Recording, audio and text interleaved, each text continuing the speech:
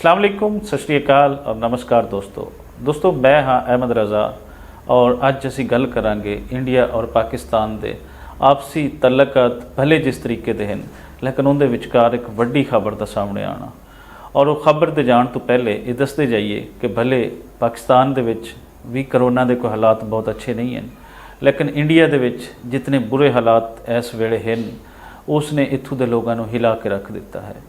यकीनन ये हालात जिथे भी खराब होवन उहदे वास्ते तशफीश वो सारिਆਂ ਨੂੰ पैदा होएगी।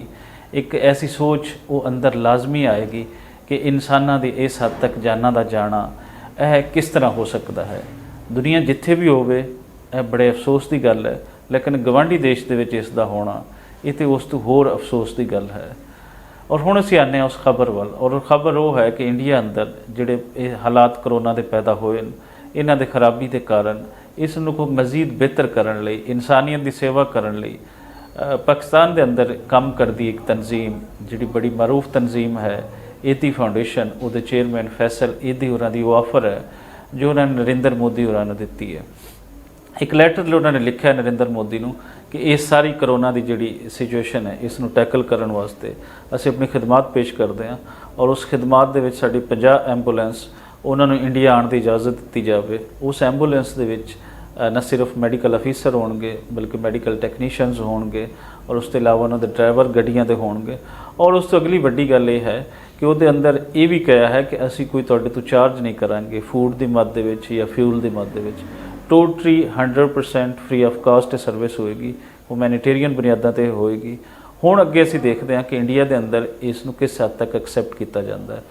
आया जिहड़ा पहले ग्रुप हमेशा तो पाकिस्तान की जिथे गल होंदी है तो आतंकवादी का नारा उत्थे मारता है, क्या आतंकवादी का नारा मार के जिहड़ा पाकिस्तान वालों एक पॉजिटिव जैसचर है इसनूं रिफ्यूज़ करता जाएगा या एक्सैप्ट कर लिया जाएगा। मेरी इंडिया अंदर बैठे इंसानी हकों वास्ते काम करते उन्होंने लोगों अगे बेनती है कि यकीनन इस तरह की जिहड़ियां खबरां हैं या इस तरीके की जेन साजी है उसनूं पिछे हटाया जाए और इस ऑफर नूं कबूल किया जाए। भले तुसीं गौरमेंट दे विच बैठे हो या आम लोगों के विच तुहाडी जेन साजी जिहड़ी तुसीं कर सकते हो इसनूं मुकम्मल एक जेन साजी इस हद तक की जाए कि इस ऑफर नूं एक्सैप्ट किया जाए ताकि दोनों देश एक दूसरे के नेड़े आवन। ये दोनों देश एक दूसरे के नेड़े आवणगे, इत्थों दी नफरतां घटणगियां जिहड़ियां पिछले 73 सालों के सिर्फ वधाइयां ही गईयां ने। यही कारण है कि उन्होंने नफरतां ने न सिर्फ सानू इखलाकी लिहाज नाल पिछे सुट्टिया है बल्कि सानू माशी लिहाज के नाल भी बहुत नुकसान पहुँचाया है। सो हुण वेखदे हाँ कि इस ऑफर नूं किस हद तक कबूल किया जाता है और असीं सलूट पेश करते हैं फैसल ईदी की सोच नूं जिन्हां ने इंडिया के सौखे वेले दे विच पाकिस्तान वालों एक लैटर लिखिया।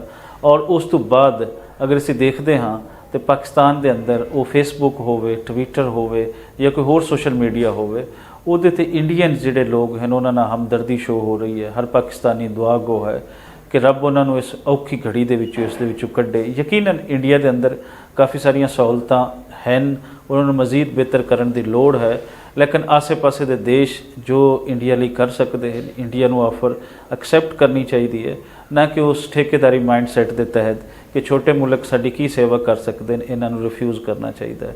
और पाकिस्तानी लोगों अगे जिस तरीके नाल फैसल ईदी अगे वधे हैं दूसरे लोगों को भी वधना चाहिए। अपने देश के अंदर भी करोना की जिहड़ी सिचुएशन है वो कोई बहुत अच्छी नहीं है, ये वास्ते इकदाम भी होने चाहिए हैं।